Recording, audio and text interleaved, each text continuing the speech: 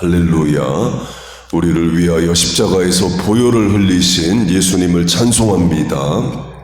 본문의 핏부림, sprinkling of the blood of Jesus를 중심으로 세 번째 말씀을 전하겠습니다. 히브리서를 보면 예수님의 십자가 사건을 대제사장이 죽으신 걸로 해석을 합니다. 대제사장은 다른 제사장들과 더불어서 하나님과 이스라엘 사이의 선자로 대속의 속죄제, 죄 문제 해결을 하는 제사를 드리는 자들입니다. 특별히 대제사장만 집례할 수 있는 속죄의 제사가 대속죄일, The Day of Atonement, 얌키푸어 제사입니다. 예수님의 십자가와 직결되는 죄사함의 제사입니다. 번제, 소제, 속죄제, 속건제, 화목제 모두 다 예수님과 직결됩니다. 그런데 구약의 대제사장들 또 제사장들은 그 죄 문제 해결을 위해서 짐승을 제물로 바쳤습니다. 소, 양, 염소, 비둘기가 사람을 대신해서 죽고 피를 흘렸어요. 그런데 예수님은 자신을 제물로 삼으십니다. 대제사장 되신 예수님이 자신의 피로 우리의 죄를 사해 주셨어요. 필요하면 하나님이 우리의 죄를 사하는 방법을 더 이상 짐승의 피로 하지 않으시고 하나님의 아들의 피로 하겠다 하시고 그 일을 2000년 전에 이미 골고다 언덕에서 십자가로 이루어 주셨습니다. 찬송가로 하면 놀랍다 주님의 큰 은혜, 우리의 죄를 사하시려 갈보리 십자가에서 어린 양 피 흘려 죽으셨네 이에요. 그렇게 예수님이 대제사장이 되시는데요, 출애굽기를 보면 하나님이 제사장들을 임직하십니다. 아론을 대제사장으로 삼으시고 아론의 아들, 손자로 이어지는 자들만 제사장을 하게 하십니다. 곧 다 제사장인데 그 중에 한 명이 대제사장이에요. 그렇게 하나님이 제사장 제도를 만드시면서 이제 안수식, 위임식, 취임식을 하십니다. 그때 핏부림이 나와요. 소 한 마리와 양 두 마리를 잡으라 하십니다. 그러니까 많은 피가 흐르겠죠. 그 피를 받습니다. 그리고 제단에 뿌리고 제사장이 되는 아론과 아론의 아들들에게 피를 뿌립니다. 그러면서 그 의미를 속죄라고 하셔요. 이는 속죄제니라. 하나님 앞에 제사장으로 서기 위해서 죄 문제를 해결받아야 되는데 방법을 피를 뿌림으로 죄사함을 받았다, 하나님 앞에 설 수 있는 자격을 얻었다로 말씀을 하십니다. 로마서로 하면 그게 의, righteousness입니다. 구원받기 위해서 의가 필요한데 그 의는 사람의 노력, 행위, 선행, 공로로 얻는 것이 아니라 예수님의 십자가의 사건을 믿음으로 얻는다를 말합니다. 예수님 십자가 사건은 우리를 대신해서 예수님이 피 흘려 죽으신 거죠. 구약도 신약도 모두 죄사함의 방법은 대속, 나 대신 누가 죽는 겁니다. 짐승이 죽든 예수님이 죽든 하나님의 대속의 방법은, 죄사함의 방법은 대속이에요. 지금 유대교에는 대제사장도 제사장도 짐승의 피로 드리는 제사도 없습니다. 이유는 성전이 있어야 제사장도 있고 제사 제도도 있는데 성전 자체가 없습니다. 처음 지은 솔로몬 성전은 586년에 바벨론에 의해서 무너지고 두 번째 헤롯이 지은 성전은 로마 군인들이 침략을 해서 AD 70년에 무너집니다. 그리고 유대인들의 피가 유럽인들과 아프리카인들과 섞이면서 누가 레위 지파고 누가 아론의 후손인지 더 이상 추적이 안 됩니다. 우리가 미국 살아서 알듯이 백인 피부의 주이시들 많죠. 아프리카에는 흑인 피부의 주이시들 있습니다. 심지어 중국에도 카이팽, 개봉이란 도시에 이미 중국인 피부가 된 주이시들 삽니다. 지금 이스라엘 정부도 카이팽 주이시로 인정을 해서 이스라엘에 와서 살고자 하면 살게 해줍니다. 알리야란 제도를 통해서 하게 해줘요. 근데 중국 공산당이 잘 안 보내줘서 카이팽 주이시들 잘 못 갑니다.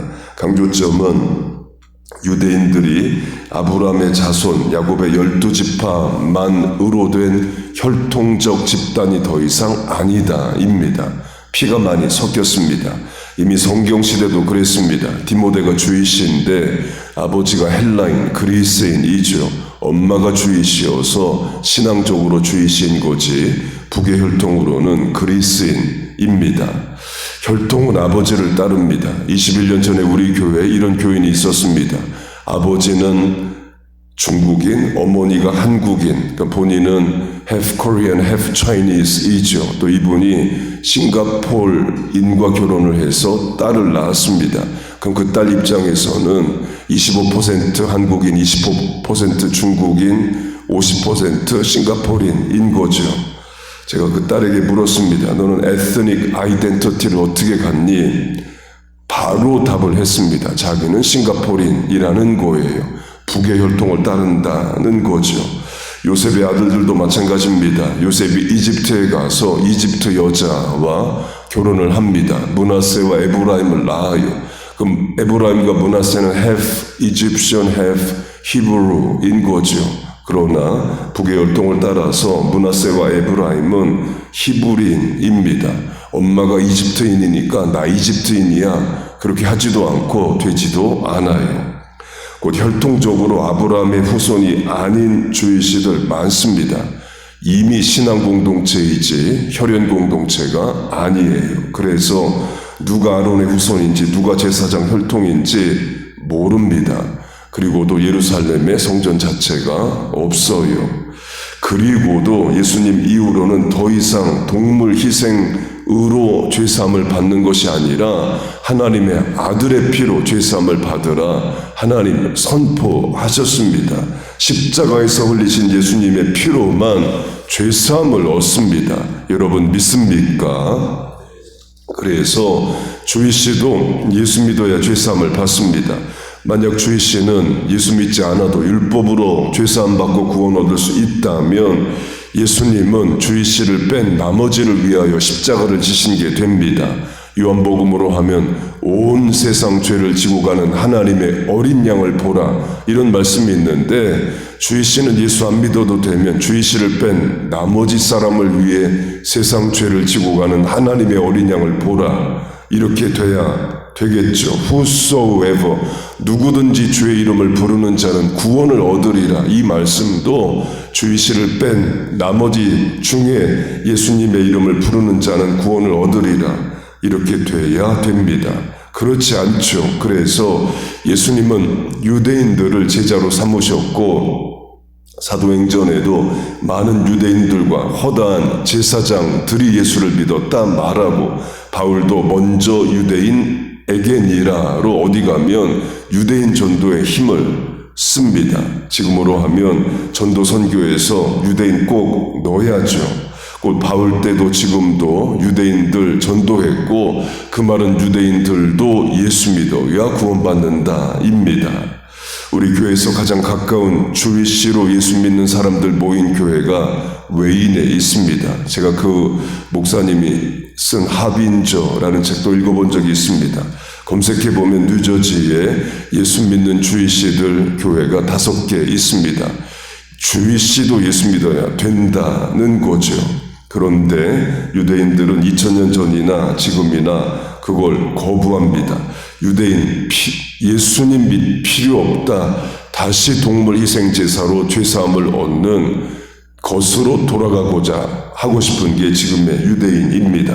하나님 보실 때 얼마나 안타까우시겠어요. 하나님의 아들을 이미 보냈고 그의 피로 죄사함의 길을 열었는데 2000년이 넘도록 아직까지도 믿지 않고 있어요. 그래서 우리가 유대교를 무시하지 않지만 유대교의 열등감을 느낀다거나 유대교인처럼 되고자 하거나 그렇지 않습니다. 예수님으로 말미암는 새로운 영적 질서와 절기와 죄사함의 방법을 우리는 따라요. 그렇게 피를 뿌리다가 제사장을 세우는 하나님을 섬기는 직분을 받는 과정에 나옵니다. 우리 식으로 하면 목사, 장로, 안수, 집사, 교사, 성가대와 같은 어떤 직분을 받을 때에 만약 문자 그대로 피를 뿌린다 그렇게 되면 훨씬 더 충격적이면서 또 구체적으로 사명의 중함을 알게 될 겁니다. 물론 우리가 그렇게 안 하죠. 교회 직분을 줄 때 예배당에서 짐승의 피를 흘려 얼굴에 몸에 뿌리지 않습니다. 그러나 영적으로 적용하면 내가 이 직분을 받기 위해서 짐승이 대신 죽는구나, 피 흘려 죄사함을 얻는구나, 내가 이 사명을 감당하기 위해서 예수님 십자가에서 죽으셨구나, 그걸 우리가 정말 가시적으로 피를 보고 몸에 피가 뿌려진다면 충격적이면서도 구체적으로 우리 사명의 중함을 알 수 있을 겁니다.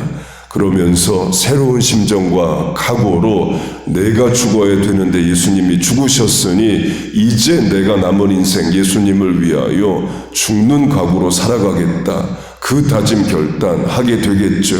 갈라디아서 2장으로 하면 내가 예수님과 함께 십자가에 못 박혔나니 이제는 내가 사는 것이 아니요 그리스도께서 사는 것이라. 그 말은 나는 예수님을 위하여 죽는다가 되게 되는 겁니다.